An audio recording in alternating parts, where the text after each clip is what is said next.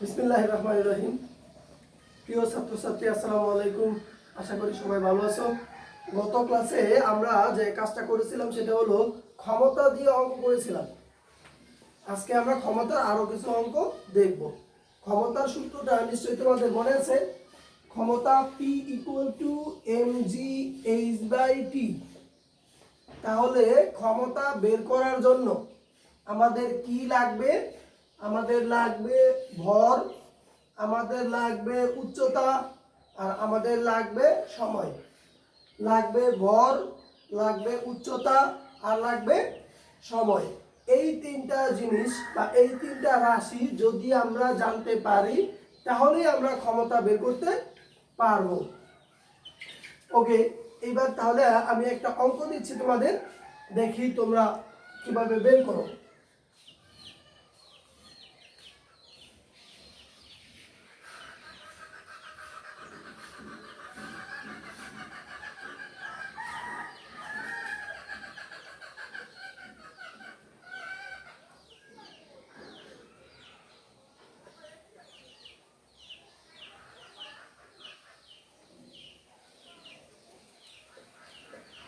একটি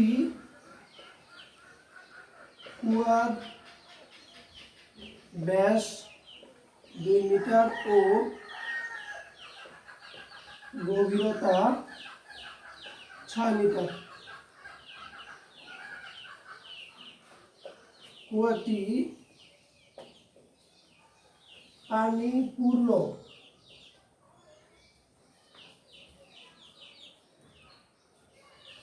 সম্পূর্ণ পানি উঠানোর জন্য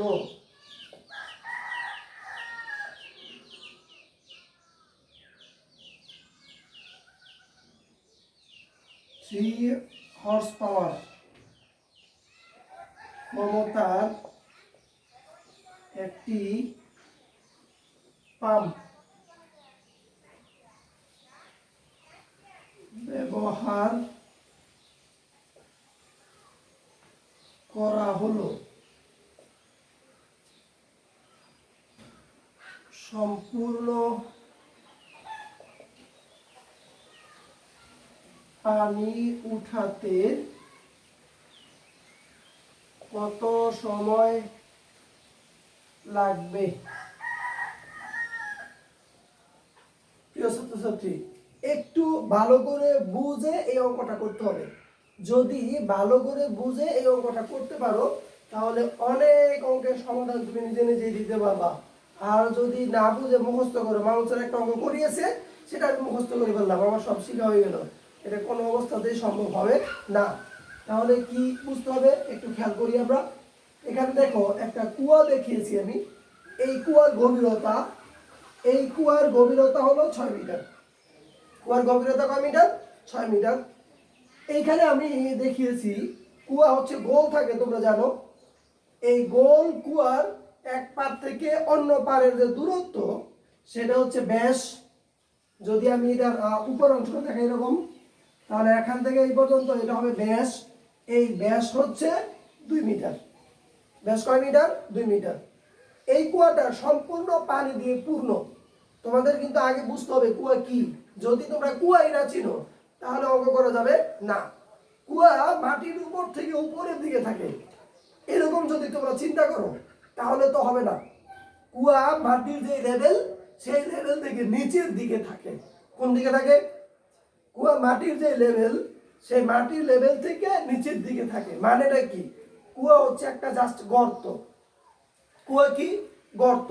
পুকুর কি? গর্ত। কুয়া, পুকুর, নদী বা খাল, বিল, এই সবগুলোই গর্ত। এক একটার আকৃতি এক এক রকম।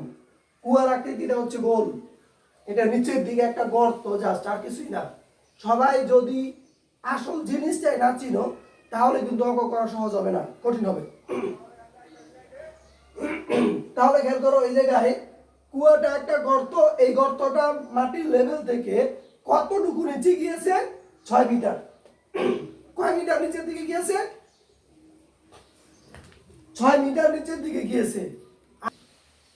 তাহলে আমরা দেখতে পাচ্ছি একটা কুয়ার গভীরতা 6 মিটার আর ব্যাস হলো 2 মিটার। এইবার আমরা এই অংশটা পড়ি। একটি কুয়ার ব্যাস 2 মিটার ও গভীরতা 6 মিটার।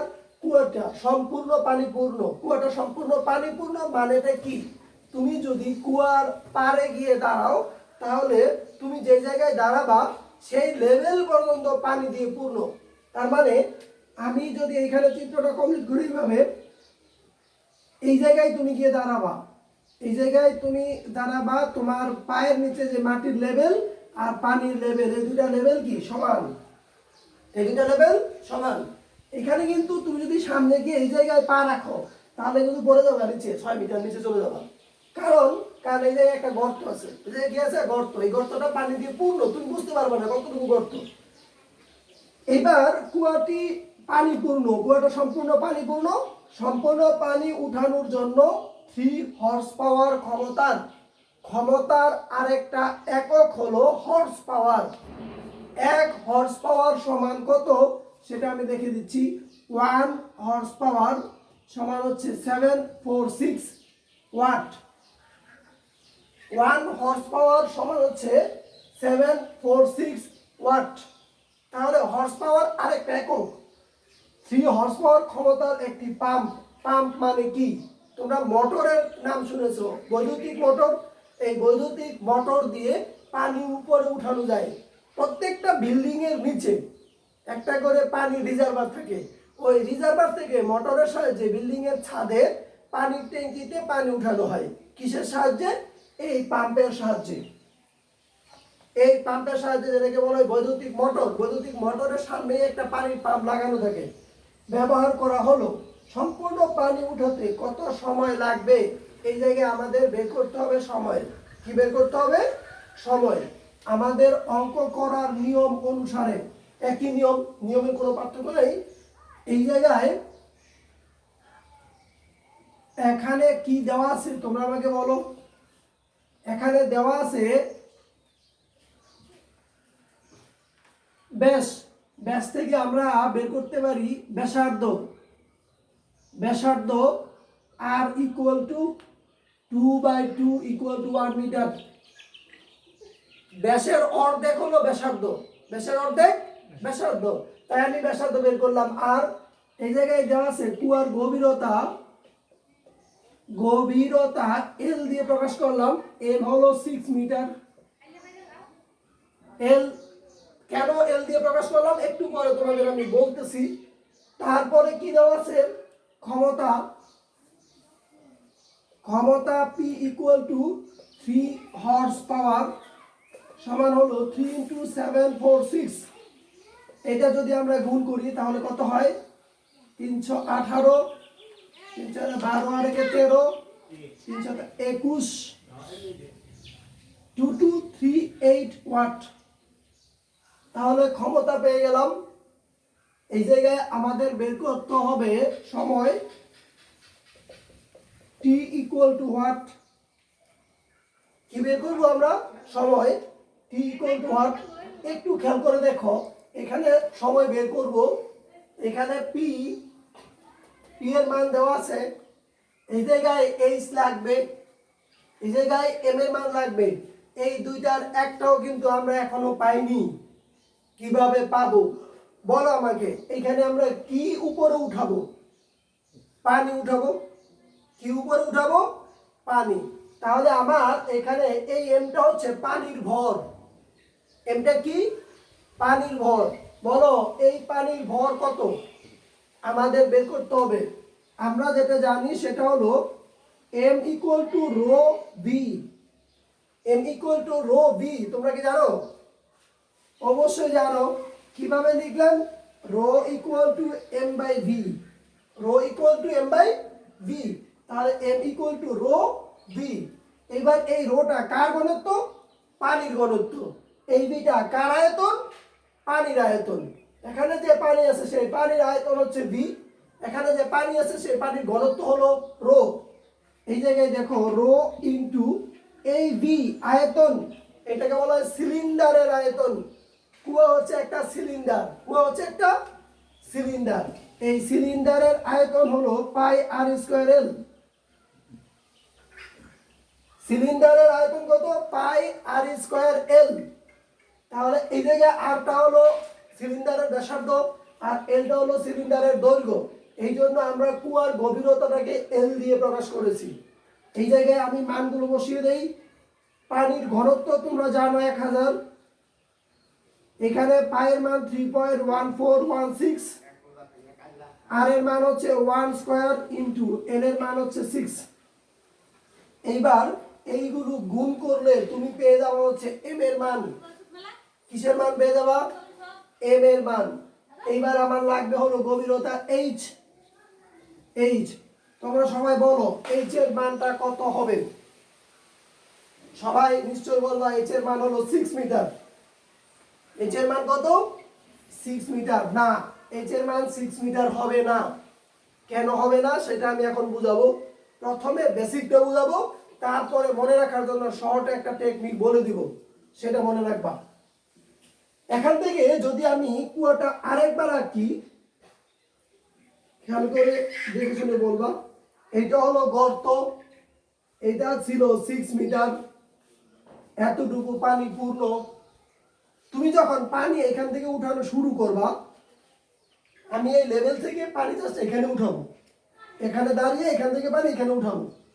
তাহলে কত উচ্চতায় পানি উঠাচ্ছি? 0 উচ্চতায়। কারণ পানি এই লেভেলে আছে, এখান থেকে জাস্ট এখানে পানি উঠাই আমি রেখে দিলাম, তাহলে এখানে উচ্চতা হলো 0। তাহলে এইখানে এইচ এর মান 0 থেকে শুরু। যখন তুমি পানি উঠাইতে থাকবা তখন এই লেভেলটা এই জায়গায় থাকবে না, এই জায়গা থেকে একটু নিচে চলে আসবে। যখন একটু নিচে চলে আসলো তখন তুমি কতটুকু উঁচুতে পানি উঠাচ্ছ? তখন এইচ এর মান হবে 1 মিটার। যখন তুমি আরো পানি উঠাবা তখন আরো একটু নিচে নেমে আসবে, তখন তুমি কতটুকু উঁচুতে পানি উঠাচ্ছ? এইচ এর মান 2 মিটার। তারপরে যখন এখানে আসবে তখন এইচ এর মান হবে 3 মিটার, তারপরে হবে 4 মিটার, তারপরে 5 মিটার, তারপরে হবে এইচ এর মান 6 মিটার। তাহলে পানি সব সময় তো একই উচ্চতায় উঠতেছে না, এক এক সময় এক এক উচ্চতায় উঠতেছে। তাহলে তুমি কোন উচ্চতাটা ব্যবহার করবা? এই জায়গায় স্টুডেন্টদের প্রশ্ন করলে সহজেই তারা উত্তর দেয় যেভাবে, সেটা হচ্ছে স্যার গড় উচ্চতা ব্যবহার করবো। আমিও তোমাদের সাথে একমত। এখানে এইচটা হবে গড় উচ্চতা, তার মানে সর্বনিম্ন উচ্চতা যোগ সর্বোচ্চ উচ্চতা ডিভাইডেড বাই 2। বলো সর্বনিম্ন কত ছিল? 0। তাহলে 0 প্লাস সর্বোচ্চ কত? 6। তাহলে 6 ডিভাইডেড বাই, এখানে দুইটা রাশি নিয়েছি, ডিভাইডেড বাই 2। গড় মানে কি সেটাও তোমাদের জানতে হবে। 5 জন ছেলে বা মেয়ের বয়সের গড় মানে হচ্ছে 5 জন ছেলে বা মেয়ের বয়সের যোগফল ডিভাইডেড বাই 5।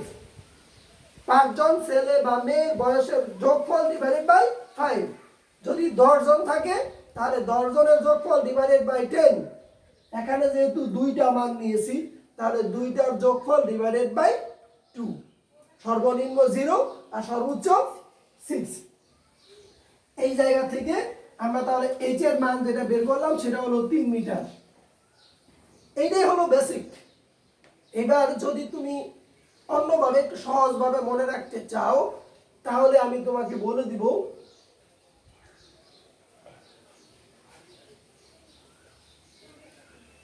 এখানে যতটুকু পানি থাকবে, কয় মিটার পানি আছে? 6 মিটার।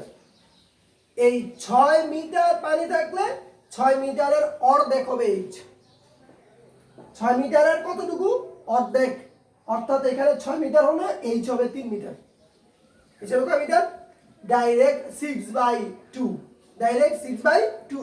আরেকটা অঙ্ক আমি করাবো, তারপরে তোমাদের এই ভেজালটা আমি ভেঙে দিব কিভাবে 6/2 হবে ডাইরেক্ট। ওকে, আমি এটা আরেকটু মনে করিয়ে দিই তোমাদের। এখানে আমাদের দেওয়া ছিল ব্যাস, ব্যাস থেকে আমরা বের করেছি ব্যাসার্ধ, দেওয়া ছিল গভীরতা এল লিখলাম, এরপরে দেওয়া ছিল ক্ষমতা, ক্ষমতা থেকে হর্স পাওয়ার ছিল আমরা ওয়াটে বের করে নিলাম, তারপরে হচ্ছে সময় টি, এটা আমরা বের করব। এখানে আমাদের লাগবে এম, এম এর মান হচ্ছে রো ভি। এখানে রো হলো পানির ঘনত্ব আর ভি হলো পানির আয়তন। আয়তন এই জায়গায় সিলিন্ডারের জন্য পাই আর স্কয়ার এল। এখান থেকে আমরা ভর পেয়ে গেলাম। আর এই উচ্চতাটা হবে গড় উচ্চতা, সর্বনিম্ন উচ্চতা যোগ সর্বোচ্চ উচ্চতা ডিভাইডেড বাই 2। এই জায়গায় লিখব আমরা জানি, দেখা যায় এটা আমরা জানি p mgh/t, তাহলে এই জায়গা থেকে লেখা যায় t mgh/p। তোমরা সবগুলো মান m এর মান বসাবা, g এর মান বসাবা, h এর মান বসাবা, p এর মান বসাবা, বসানোর পরে এখান থেকে সময় বের হয়ে যাবে সেকেন্ড। এখানে যে সময়টা বের হবে সেটা সেকেন্ডে। যদি এখানে সময়টা 60 সেকেন্ডের বেশি হয় তাহলে তোমরা 60 দিয়ে ভাগ করে মিনিটে নিয়ে যাবা। সময়টা যদি 60 সেকেন্ডের বেশি হয় তাহলে 60 দিয়ে ভাগ করে মিনিটে নিয়ে যাবা, তাহলে সুন্দর হবে। এবার আমি তোমাদের একটা এইচডব্লিউ দিব এখন।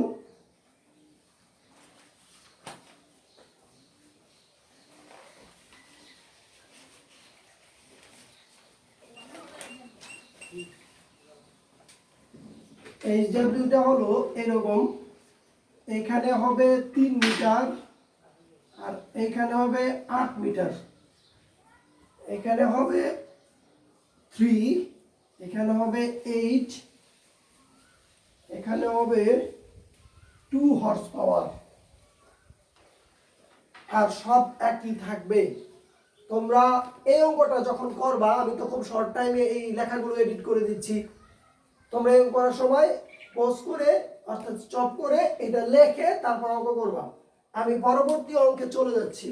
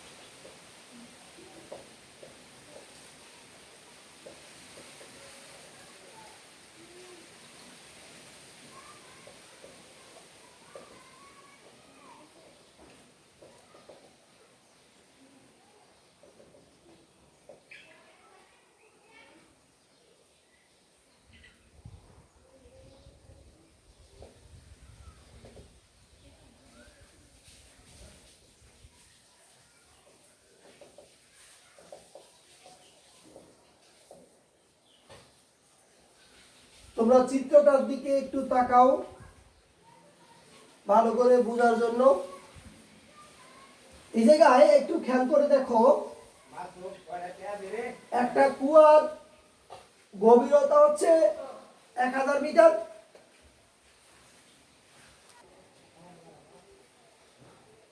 তাহলে এই চিত্রের দিকে তাকালে দেখতে পাই আমরা কুয়ার ব্যাস হলো 4 মিটার, কুয়ার গভীরতা হলো 10 মিটার সম্পূর্ণ গভীরতা। কিন্তু এই কুয়ার 1 মিটার খালি। কয় মিটার খালি? 1 মিটার খালি। আগেরটা কিন্তু কোনো খালি ছিল না। এবার এই অঙ্কের মধ্যে 1 মিটার খালি আছে। এই অঙ্কটা আমরা কিভাবে করব সেটা এখন দেখি। এখানে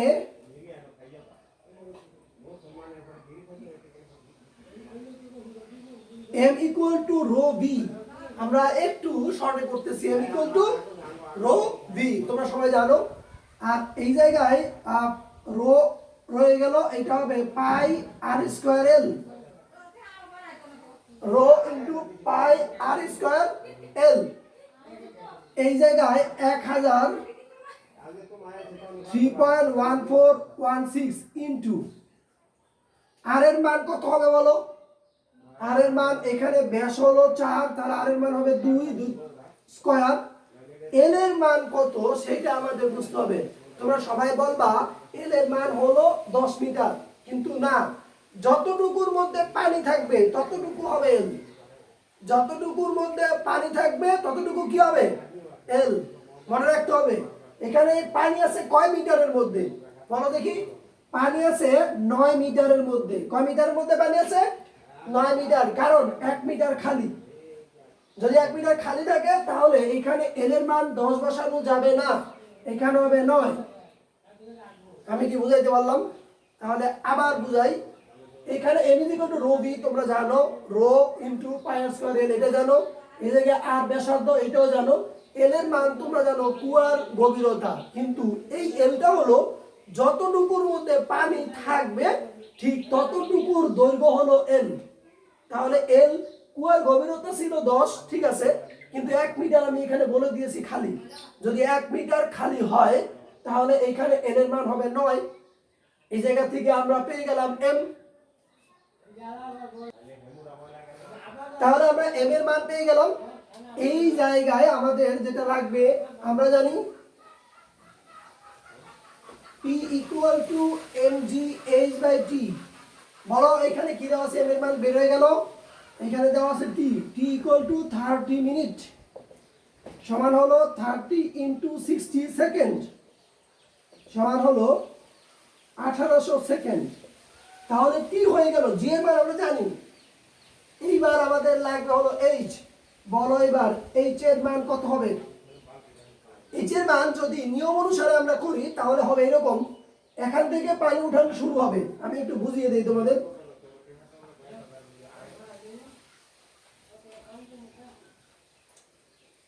এই জায়গায় তোমরা দাঁড়িয়ে আছো, পানি এইখান থেকে উঠানো শুরু হবে। বলো কত উচ্চতায় পানি উঠাবা? 1 মিটার, যেহেতু 1 মিটার খালি, তাহলে এইচ এর মান সর্বনিম্ন হচ্ছে 1 মিটার। আর যখন পানি উঠতে থাকবে আর এই লেভেলটা যখন নিচের দিকে নামতে থাকবে, তখন এই জায়গা থেকে পানি উঠাইলে কত উচ্চতায় পানি উঠাবা? সর্বোচ্চ উচ্চতা, এটা হলো এইচ এর মান 10 মিটার। কয় মিটার? 10 মিটার। কারণ এখান থেকে একেবারে উপরে পানি উঠাতে হবে 10 মিটার, আর সর্বনিম্ন ছিল কয় মিটার? 1 মিটার। তাহলে এইচ এর মান যেটা হবে সেটা হলো 1 + 10 / 2 সমান হচ্ছে 5.5 মিটার। 5.5 মিটার। যদি অন্যভাবে বুঝতে চাও তাহলে আমি এটাকে এইভাবে বলবো, যে অংশটা ফাঁকা থাকবে সেটা সরাসরি যোগ করবা। 1 ফাঁকা সরাসরি যোগ করে দিলাম, আর পানি যতটুকুর মধ্যে থাকবে ততটুকুকে অর্ধেক করে দিবা। তার মানে এই জায়গায় হবে 9/2, 1 + 4.5 = 5.5 মিটার। আগের বার বলেছিলাম যতটুকুর মধ্যে পানি আছে ততটুকুর অর্ধেক এইচ। আগের বার সম্পূর্ণটা ভর্তি ছিল, উপরে কোনো ফাঁকা জায়গা ছিল না, এই জন্য সামনে ছিল 0। সামনে কত ছিল? 0। এরকম ছিল, এটা 0 ছিল না, আমি দেইনি। এরকম ছিল তোমাদের, এটা ছিল 6 মিটার। তাহলে এইচ এর মান ছিল হলো 6/2 = 3। আমি এটাকে কিভাবে লিখতে পারি? 0 + 6/2, কারণ এর উপরে কোনো ফাঁকা জায়গা ছিল না। কিন্তু এই জায়গায় মনে রাখবা, উপরে যতটুকু ফাঁকা জায়গা থাকবে সেইটা সরাসরি যোগ করব, প্লাস যতটুকুর মধ্যে পানি আছে তার অর্ধেক করে দিব। যতটুকুর মধ্যে পানি আছে তার কি করে দিব? অর্ধেক। তাহলে 1 প্লাস এটা অর্ধেক করে দিলে 4.5 = হবে 5.5। এইটার বেসিকটা কিন্তু এইটা তোমাদের আমি বেসিক অবশ্যই শিখাবো, আর এইটা শর্টে করার জন্য বলে দিচ্ছি। তোমাদের যেটা ভালো লাগে সেটা লিখতে পারবে, কোনো সমস্যা নেই। পদার্থবিজ্ঞান বুঝলেই সহজ, আর না বুঝলেই কঠিন।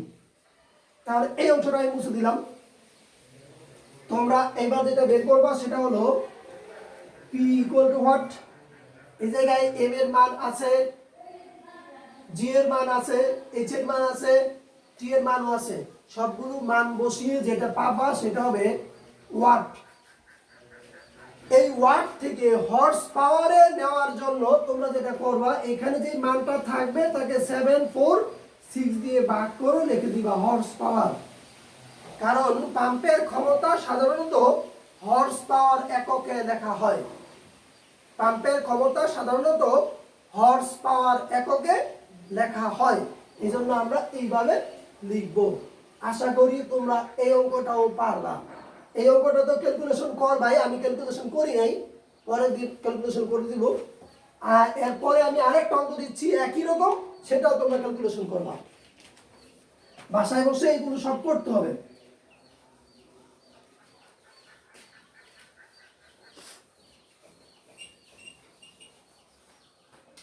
এটা দিচ্ছি HW, এখানে দিলাম 2 মিটার, এটা দিলাম 8 মিটার, এটা দিলাম 3 মিটার, 30 মিনিট, এখানে দিলাম 25 মিনিট, বাকি সেম থাকবে সব। তোমরা এই অঙ্কটাও করবা। এইবার আমরা যেটা করব সেটা হচ্ছে কর্মদক্ষতা।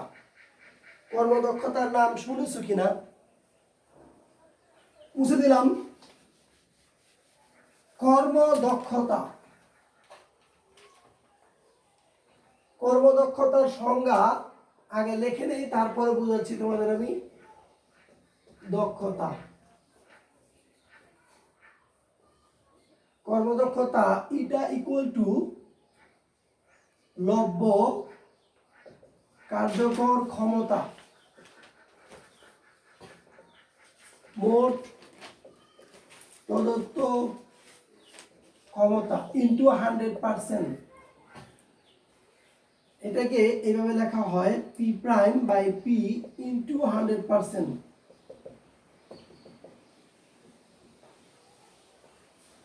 এটা equal to P prime by P into 100%। আবার আরেকভাবে লেখা হয় এটা is equal to W prime by W into 100%। এই জায়গায় W প্রাইমটা বুঝতে পারতেছো তোমরা মনে হয়। এটা যদি ক্ষমতা হয় এটা হলো কাজ বা শক্তি, এটা ক্ষমতা, এটা হলো কাজ বা শক্তি। এইটা থেকে এটাতে কিভাবে আসলো সেটা আমি দেখাচ্ছি, একটু বলি। কর্মদক্ষতা ইটা দিয়ে প্রকাশ করা হয়। কি দিয়ে প্রকাশ করা হয়? ইটা দিয়ে প্রকাশ করা হয়। এটা হচ্ছে লব্য কার্যকর ক্ষমতা ডিভাইডেড বাই মোট প্রদত্ত ক্ষমতা। সংজ্ঞা যেভাবে লেখা হয়, কোন যন্ত্রের লব্য কার্যকর ক্ষমতা ও মোট প্রদত্ত ক্ষমতার অনুপাতকে ওই যন্ত্রের কর্মদক্ষতা বলে।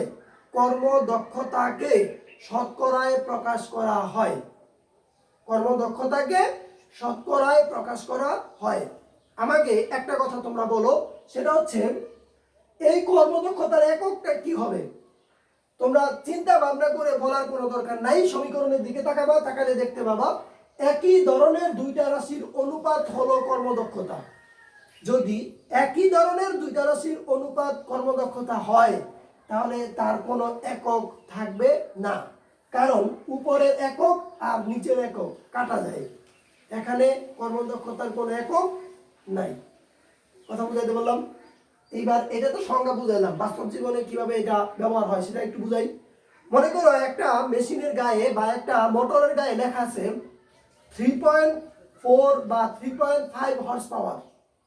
এখন তুমি যখন এই মেশিনটাকে কাজে লাগাবা বা পাম্পটাকে কাজে লাগাবা, কাজে লাগাই দেখলা এটার 3.4 হর্স পাওয়ার পাওয়া যাচ্ছে না, পাওয়া যাচ্ছে 3.2।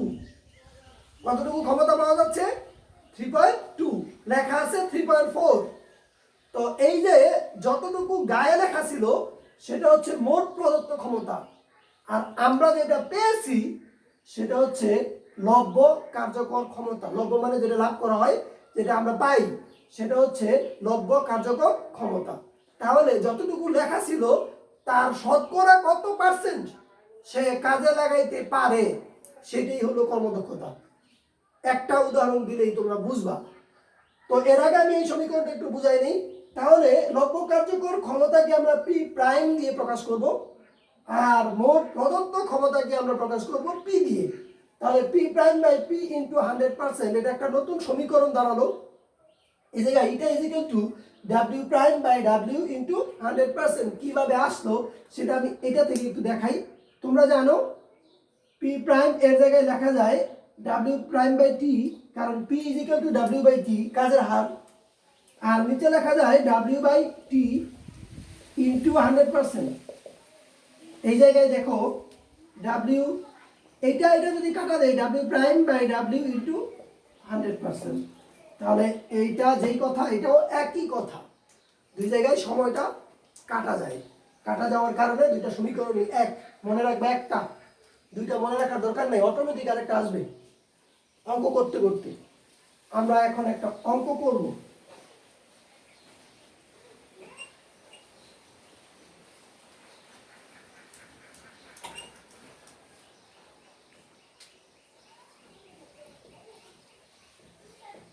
একটি ইঞ্জিনের গায়ে 3 হর্স পাওয়ার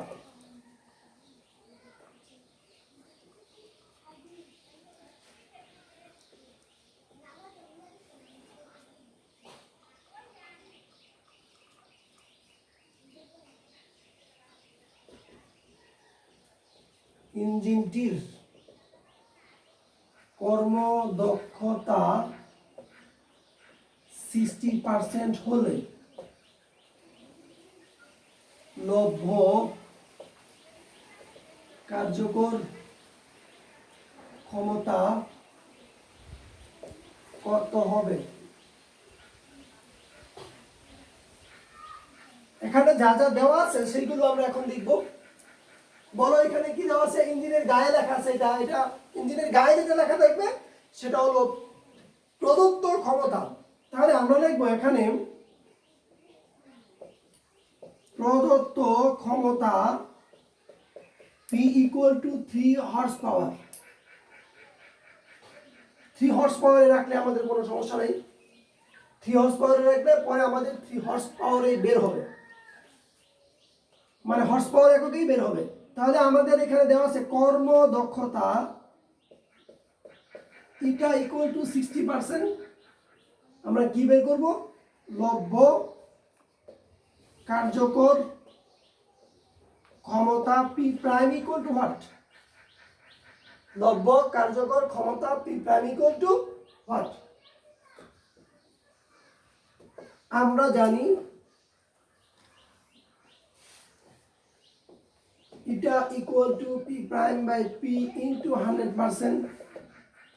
মানগুলো বসিয়ে দেই। 60% P প্রাইমের মান আমরা বের করব, P এর মান 3 ইনটু 100%। এই পার্সেন্ট পার্সেন্ট কাটা দাও। যদি এই 100টাকে 60 নিচে নিয়ে আসো তাহলে 0.6 equal to P prime by 3। 100টাকে 60 নিচে নিয়ে আসো, তাহলে 60কে 100 দিয়ে ভাগ করলে 0.6। এই জায়গায় P প্রাইম ইকুয়াল টু গুণ করো 1.8 হর্স পাওয়ার। তাহলে কার্যকর ক্ষমতা যেটা বের হলো সেটা হলো 1.8 হর্স পাওয়ার। কার্যকর ক্ষমতা মানে হচ্ছে যেই ক্ষমতাটা কাজে লাগানো হয়। কার্যকর ক্ষমতা মানে কি? যে ক্ষমতাটা কাজে লাগানো হয়। এটা ভালো করে তোমাদের মনে রাখতে হবে। এইবার আমরা এটা দিয়ে আরেকটা অঙ্ক করব। একটা হিসাব দিতে বইটার আগে, কারণ প্রত্যেকটা অঙ্কের একটা প্র্যাকটিস থাকা উচিত।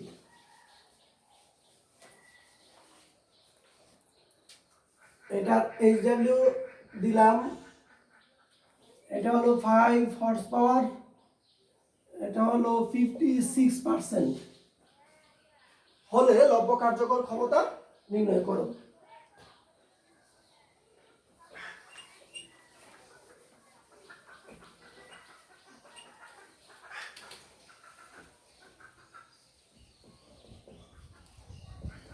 একটি পাম্প 5 মিনিট সময়ে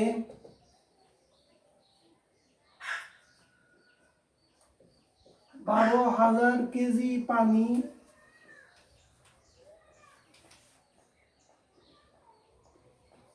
দশ মিটার উঁচুতে উঠাতে পারে। পাম্পের দক্ষতা, দক্ষতা কর্মদক্ষতা দুটো একই জিনিস। দক্ষতা কর্মদক্ষতা দুটো একই জিনিস। পাম্পের দক্ষতা 55% হলে, 55% না দিয়ে একবারে 60% দিই। 60% হলে পাম্পের ক্ষমতা নির্ণয় করো। এখান থেকে বুঝতে হবে আমাদের কোন ক্ষমতা বের করতে বলেছে। প্রদত্ত ক্ষমতাও বলেনি, আবার লভ্য কার্যকর ক্ষমতাও বলেনি। আমাদেরকে বুঝে নিতে হবে এখানে কোন ক্ষমতা আমাদের বের করতে হবে। আমি একটা ক্লু দিচ্ছি তোমাদের, মনোযোগ দাও। একটি পাম্প 5 মিনিট সময়ে 12,000 কেজি পানি 10 মিটার উঁচুতে উঠাতে পারে। এখানে যে বর্ণনাটা দিয়েছি সেই জায়গায় কিন্তু পাম্পের একটা ক্ষমতা বের করা যায়। ওইখানে আমরা যেই ক্ষমতাটা বের করব সেই ক্ষমতাটা কি লব্ধ কার্যকর ক্ষমতা হবে নাকি প্রদত্ত ক্ষমতা হবে? অবশ্যই কার্যকর ক্ষমতা হবে, কারণ এখানে কাজ করতেছে। যেহেতু কাজ করতেছে বা এই পরিমাণ কাজ সে করতে পারে, তাই এই জায়গায় হবে কার্যকর ক্ষমতা। এই যে এই জায়গায় দেখো, একটি পাম্প 5 মিনিট সময়ে 12,000 কেজি পানি 10 মিটার উঁচুতে উঠাতে পারে। ওইখানে যে ক্ষমতাটা আমি পাবো সেটাই হচ্ছে কার্যকর ক্ষমতা। তাহলে কার্যকর ক্ষমতা যেহেতু আমি এখান থেকে পেয়ে যাব, তাহলে বাকি থাকে আরেকটা ক্ষমতা, সেটা হচ্ছে আমাদের প্রদত্ত ক্ষমতা। তাহলে পাম্পের ক্ষমতা বলতে এখানে যেটা বোঝাচ্ছে সেটা হলো পাম্পের গায়ে কি ক্ষমতা লেখা ছিল সেটা বলো। এখানে কি কি দেওয়া আছে? এখানে দেওয়া আছে সময়। সময় t ইকুয়াল টু 5 মিনিট সমান 5 ইন্টু 60 সমান হলো 300 সেকেন্ড। এখানে ভর দেওয়া আছে m ইকুয়াল টু 1200 কেজি। এখানে উচ্চতা দেওয়া আছে h ইকুয়াল টু 10 মিটার। এখানে কিন্তু পানি উঠানোর কথা বলছে 10 মিটার উঁচুতে। কোন জায়গা থেকে কোন জায়গায় সেগুলো আমাদের বলেনি। আমাদের 10 মিটার উঁচুতে উঠাতে বলেছে, আমরা 10 মিটার ধরে অঙ্ক করব। এইবার এই জায়গায় দেওয়া আছে কর্মদক্ষতা ইটা ইকুয়াল টু 60%। কি বের করব সেটা আগে হিসাব করি। এখানে যে উপাত্তগুলো দেওয়া আছে সেই উপাত্তগুলো দিয়ে আমরা যেটা বের করতে পারবো সেটা হলো কার্যকর ক্ষমতা। তাহলে লিখবো, আমরা জানি, তোমাদের কিন্তু প্রশ্ন থাকতে পারে যে এটা কার্যকর ক্ষমতা কেন হবে, কারণ এই জায়গায় সে কাজ করতেছে।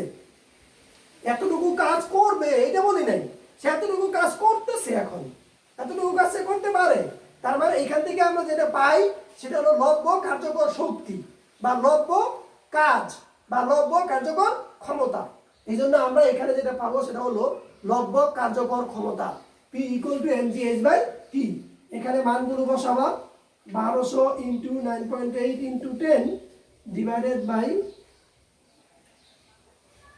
এখান থেকে যদি আমরা দেখি তাহলে হবে এরকম 4 ইন্টু 9.8 ইন্টু 10, 4 ইন্টু 9.8 ইন্টু 10, এটা হবে 4 ইন্টু 98, 2 হাতে আছে 3, 4 9 36, এত ওয়াট পি প্রাইম।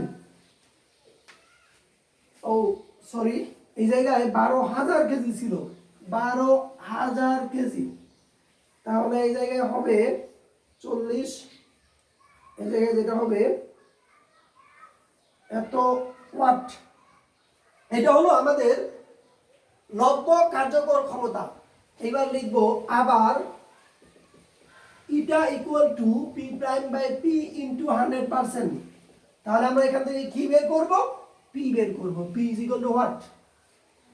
তাহলে এই জায়গায় 60% equal to P prime divided by P into 100%। P প্রাইমের মান আমরা বসিয়ে দিতে পারি এই জায়গায় 3920। এই জায়গা থেকে তোমরা বের করবা পি ইকুয়াল টু, এটা দিয়ে যদি তুমি এখানে ভাগ করে দাও, এটা দিয়ে যদি ভাগ করে দাও তাহলে হবে 0.6। তাহলে এই জায়গায় হবে 3920 ডিভাইডেড বাই 0.6 ওয়াট। এই ওয়াটকে তুমি চাইলে হর্স পাওয়ারে নিতে পারো, আবার কিলো ওয়াটেও নিতে পারো। আশা করি এই অঙ্কটাও তোমরা বুঝতে পেরেছো। এবার এইটার মতো আর একটা অঙ্ক তোমাদের এক্সাম্পল দিব আমি।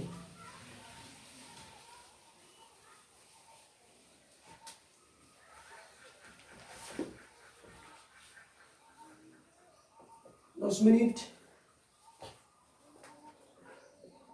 25,000 কেজি 12 মিটার 70% হলে পাম্পের ক্ষমতা নির্ণয় করবা।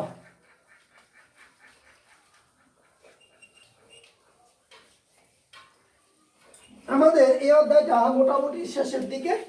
আমি এই অধ্যায়ে কি কি সূত্র পড়েছি সেইগুলো একটু তোমাদের মনে করিয়ে দেওয়ার চেষ্টা করতেছি। 1 number, W equal to Fs অথবা Fs cos theta. 2 number, EP equal to mgh। 3 number, EK equal to half mv square. 4 নম্বরে আমরা যেটা করেছি সেটা হলো P equal to W/T equal to mgh/t। 5 number, eta equal to P prime by P into 100%।